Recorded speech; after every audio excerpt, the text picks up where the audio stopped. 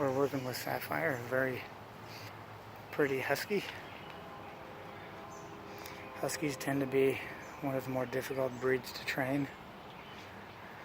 They have a short-term memory, pretty stubborn. They tend to be very independent, so they generally don't look to us for guidance. They want to make their own decisions. And I always joke with people that they've been bred to run away from humans. And the dogs that do the best at running away from us are the ones that we breed.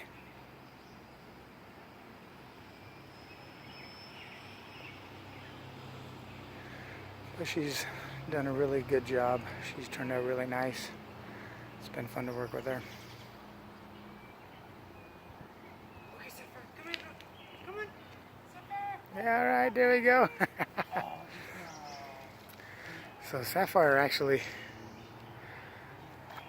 was trained, what's it been? She went home a couple weeks ago. So she just came back to do some boarding with us for the weekend. So this is her first time working with us in 2 weeks since she's gone home. And we actually we didn't bring her out and work with her. We literally got out of the car, came to the park, and decided let's do a video.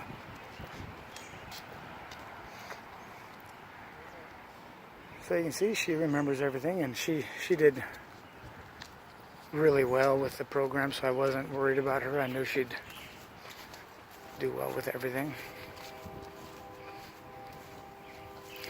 She was a really fun dog to work with. It's always fun having them come back to stay with us, because instead of getting the crazy dogs that came the first time, we get the well-behaved dogs that are much more confident, much more stable, and much more fun to work with.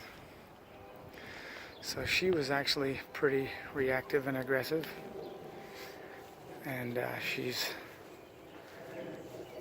done really well with that, working through that.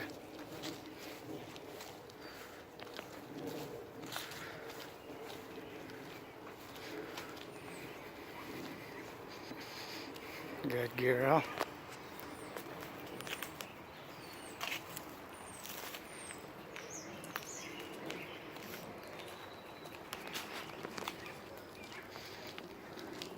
So you can see we've got the leash on Dylan, but she's actually completely off leash. You can see he's got it tucked into his pocket, so he's got it, but she does not need the leash.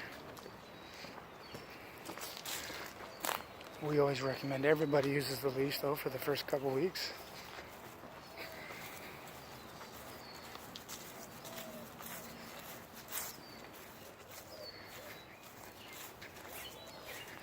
She's a real sweetheart, so fun to see the change.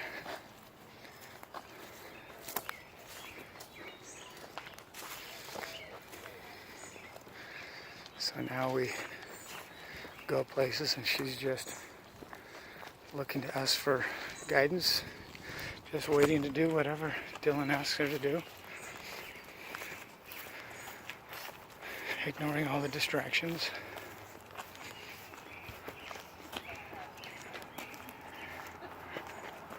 How are you guys? We're loving this. Good. Good. These are updates so the family knows how they're doing.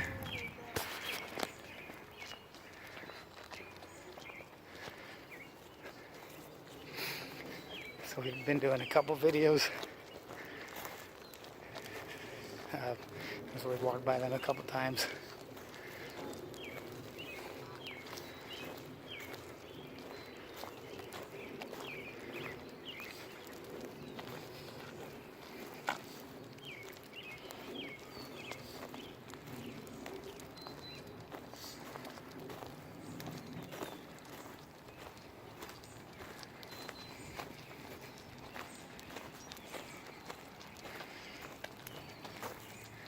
You don't see many Huskies or Malamutes that walk like this. In fact, some people believe that they are not capable of it. But as you can see, they absolutely are. And we've had a lot of experience with them. Good girl. We have trained many, many Huskies and Malamutes with the same results. It does take more patience and generally more time than other breeds, but they are perfectly capable of being obedient, compliant, and looking to us for guidance, which is the big thing. We want them to go to new places like this. We don't want them to make their own decisions. We want them to look to us for guidance on what we want them to do. Good girl. Come here, girl. Come on. She thought about coming to me.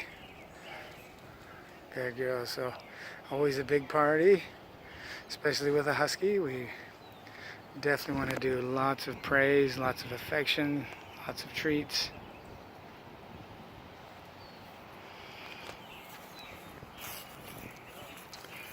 So this is my son Dylan, who actually hasn't worked with her much.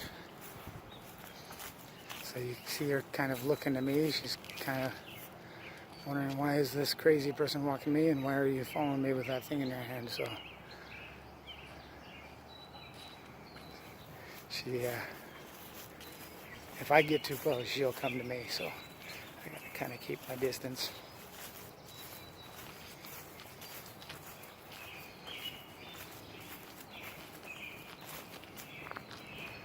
We like to do long videos to show that the dogs, they're not just behaving for a 15-20 second clip. And so we generally do around 10 minutes.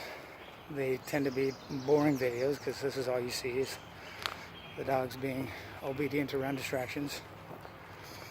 But the important thing is that you can see that they will behave for that period of time. And if we wanted to do an hour-long video, we could do an hour-long video. The only limitation would be the physical conditioning of our trainers and the dog. If both of them could handle doing this for an hour, the dog's obedience level, they'll handle it no problem. Our trainers may fall out, and our videographer may fall out, but the dogs could handle it.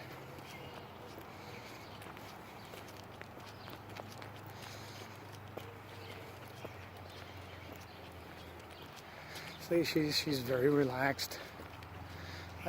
Not even a thought of running away or going to check things out. She's just very calmly walking next to Dylan. Oops, I'm getting a little too close. So wherever he wants to go, she's just going to walk nicely with him.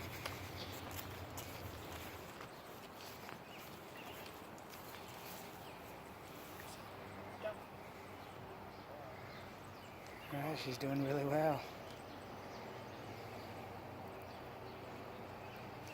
Good job.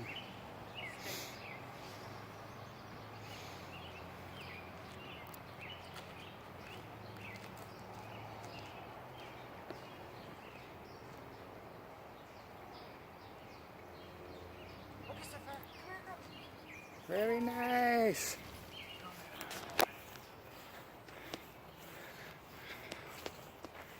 Alright, she's doing great. Dill, let's do a little food stuff.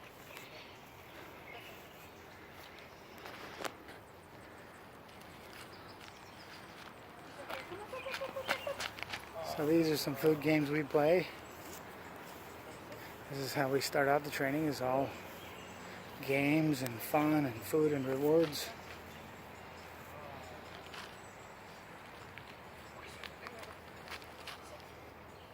And once they know everything completely, we introduce the e-collar to get reliability. We're very careful so they know exactly what it means. But the food part is always the funnest. The reason you can't just do the food work is that it works great. It's fantastic. We absolutely love it. We love the marker training. But if the dog wants to chase a squirrel more than it wants that piece of food, you have no ability at that point to have reliability. And you can do this over and over and over and over and over and build habits, and that's fantastic. But it still comes down to what the dog wants more. And if the dog gets full, you run out of food,